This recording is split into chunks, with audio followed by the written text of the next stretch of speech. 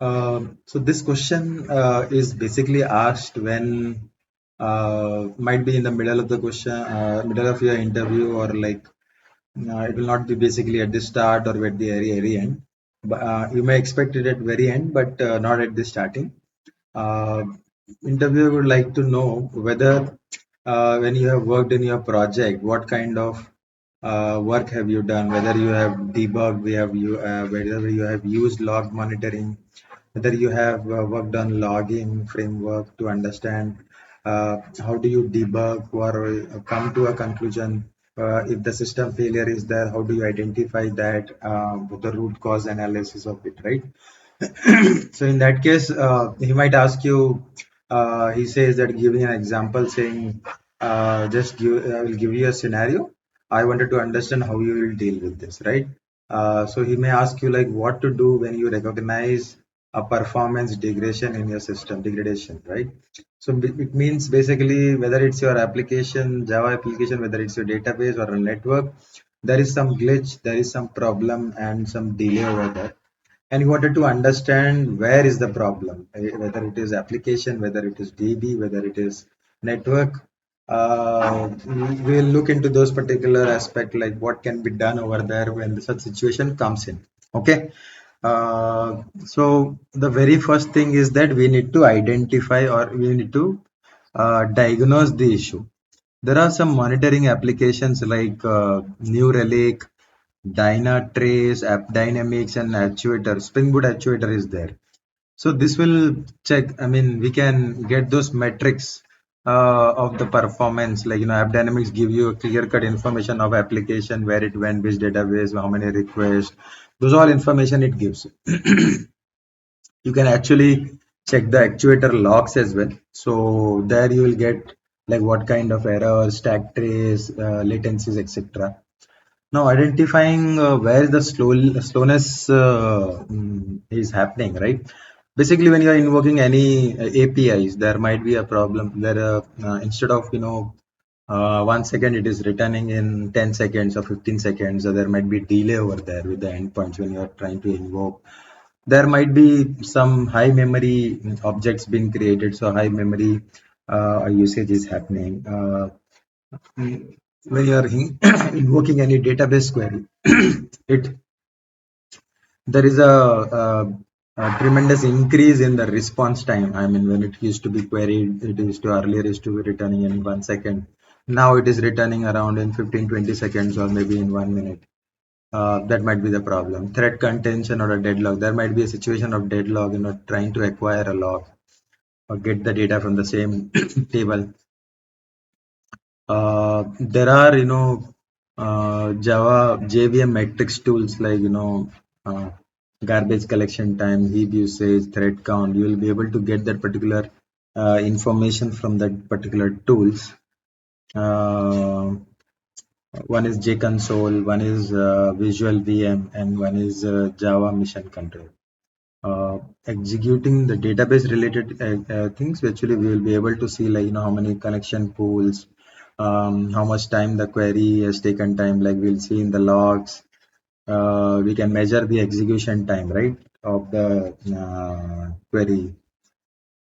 After we does this, we'll be able to pinpoint that particular root cause. The second thing is that we have to pinpoint that root cause.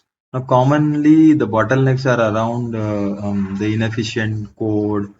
You must not have, improper, not use the thread pools.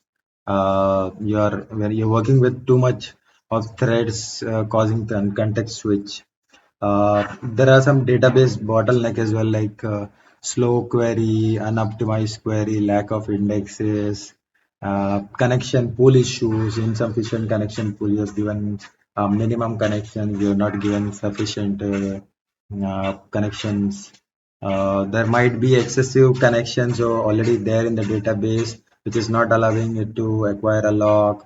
So it is taking too much time also to run that particular deadlock. Due to the deadlock situation, it is causing too much time to run that particular query.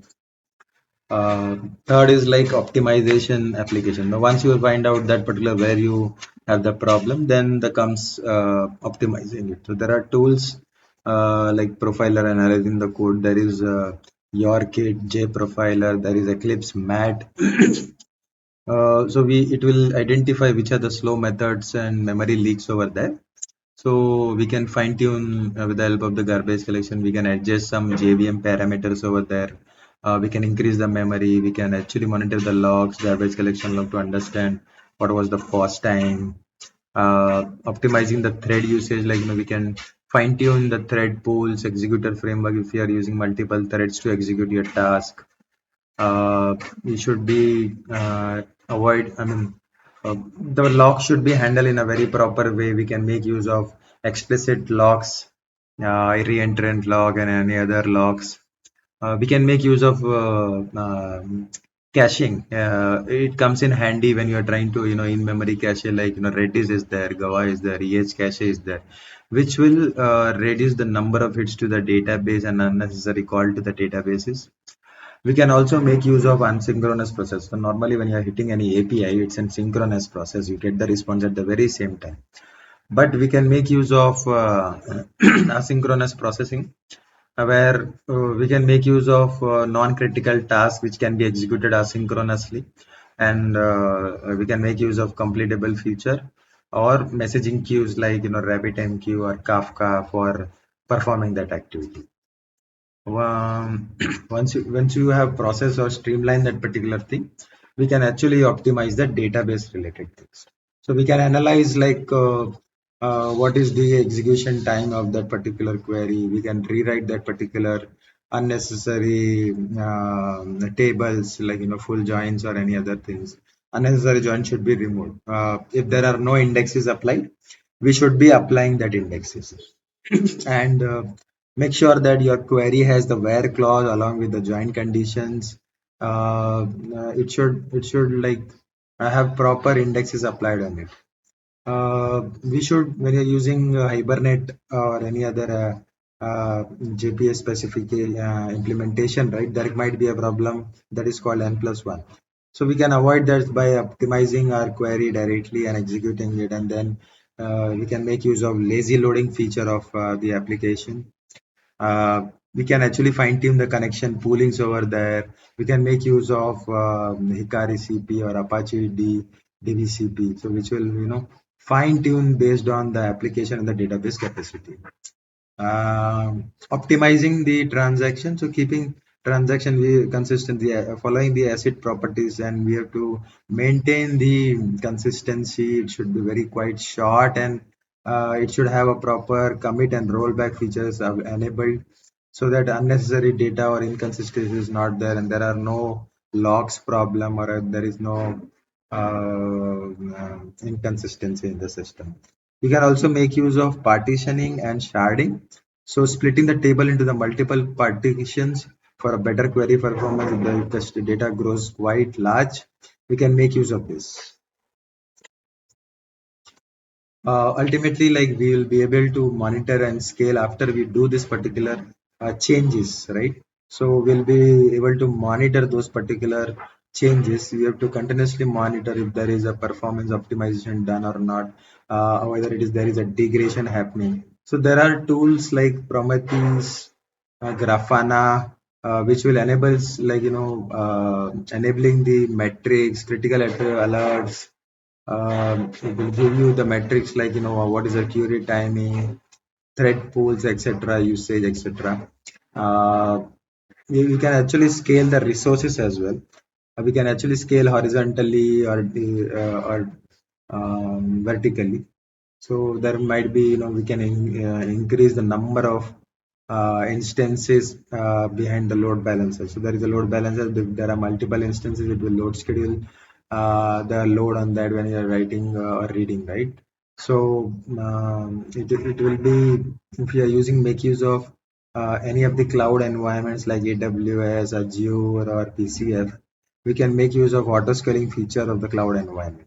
Database are also scalable nowadays, like MongoDB, if you take, or any of the NoSQL, they are quite scalable, and we can add separate memory quite easily to them, so that when the load comes, when there is a throughput happening, high load, you can actually make use of the auto scaling feature so that it increases your memory when it is required. So the horizontal and vertical scaling both option is available in AWS and in any of the clouds.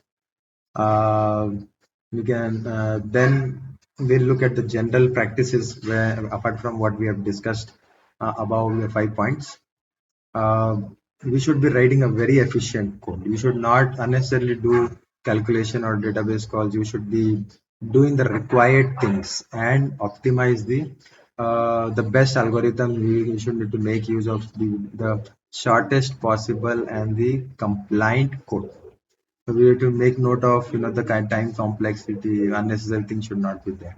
We should be properly load testing it with like there are Apache JMeter, Gatling, Locust.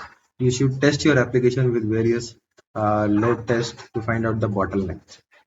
Optimizing your JVM configuration. So this plays a very vital role when you are deploying your application in any of your environment. You should be able to understand what memory size it requires, like what is the heap size, thread stack, parameters, GC parameters, and all. Based on that, we can actually set the memory parameters on the production. We can make use of best ORM tools like Hibernate, where we can make either lazy loading or eager loading based on the if there is no too much of data. So we can make use of eager. If there is a n+1 problem, we can make use of lazy. We can actually write the specific queries to like as we mentioned, we can make use of Redis as an in-memory database or cache. We can leverage distributed system. We can use of Redis, as I said, Redis or any other non queues actually I would say. So this way we'll optimize or we'll try to first identify, debug, and then change it, and then we'll start monitoring it. So these are the further steps. I mean that we needs to be applied when in terms of identifying any issue.